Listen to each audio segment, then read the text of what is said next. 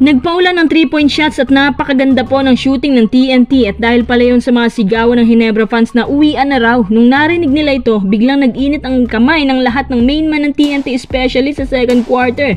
Bilang resulta, lumamang ng 22 points ang TNT at mas nag-aalab pa ito sa second half. Si Coach Tim naman, halos atakihin na sa puso dahil di alam ng Ginebra kung anong gagawin para lang mapigilan ng almost 78% na buong TNT stats beyond the arc. Ano na naman kaya ang gagawin ng Ginebra para mapigilan ng ganitong senaryo ng TNT sa Game 6? Katapusan na kaya ng Ginebra? Ngunit bago natin ang pagpatuloy, kung nais susuportahan ng aking channel, just click subscribe and share. Kitang-kita mo na talaga sa umpisa na hirap masyadong Ginebra sa TNT. Sa palagay ko, parang naulit lang ang Game 1. Una talaga nakakuha ang TNT na momentum, mukhang dahil ngayon sa kanilang consecutive loss at gusto nilang itamang lahat ng pagkakamali nila sa loob ng 2 games na yon. Ang nangyari pa, may sumisigaw umano na Ginebra fans na nagsabi uwian na kaya mas lalong nag-swing ang laban.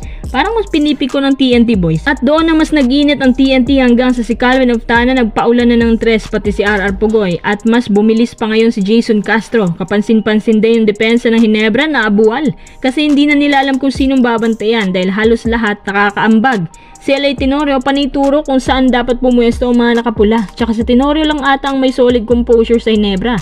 Parang alam niya kung anong gagawin. Kahit hindi na siya yung napaka-scorer, pero ang laki na naiaambag niya sa playmaking. Tsaka sa TNT pala itong si Kelly Williams. Isa sa mga susi kung bakit ang hot ng shooting nila. Jaw-breaking defense ang naibibigay niya kahit may edad na si Manong Kelly. Pinatunayan niya na kalabaw lang tumatanda. Ang resulta, almost 22 points agad ang kalamangan ng TNT at mas tumaas pang lalong kanilang kumpiyansa sa second half.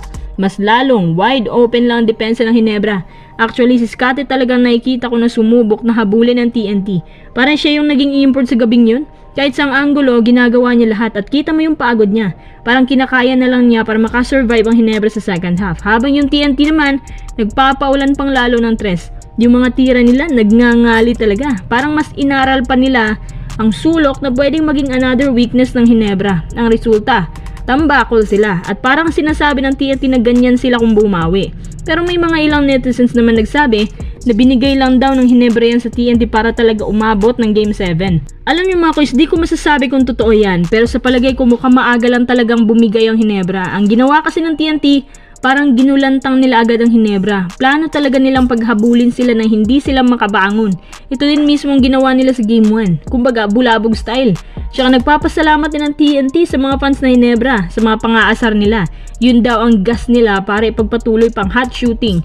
Pero para sa mga Ginebra fans, huwag kayong mag-alala ha, dahil may bago na namang adjustments silang ginawa recently. Una, dahil nandiyan na si Kelly, ibig sabihin, mas mapapalaban pa kayo si Japet. At ibig sabihin din, ibababad pa nila ng todo ang kanilang veteranong big man, especially na injured si Jody Vance. Pangalawa, more minutes ito para kay LA, depende pa rin sa magiging senaryo.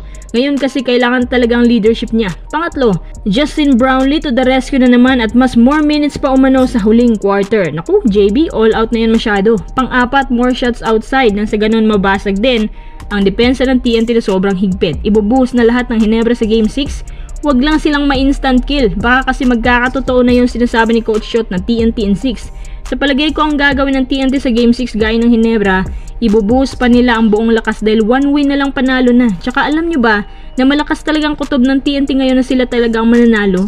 Iba yung kumpiyansa nila ngayon kasi kapag nananalo sila talagang tambakan. Umaasa pa rin naman na may tatabla ng Ginebra once more ang series na ito. Sila kasi ang lagi naghahabol. Sa tingin nyo, aabot pa kaya ng Game 7 ang series na ito?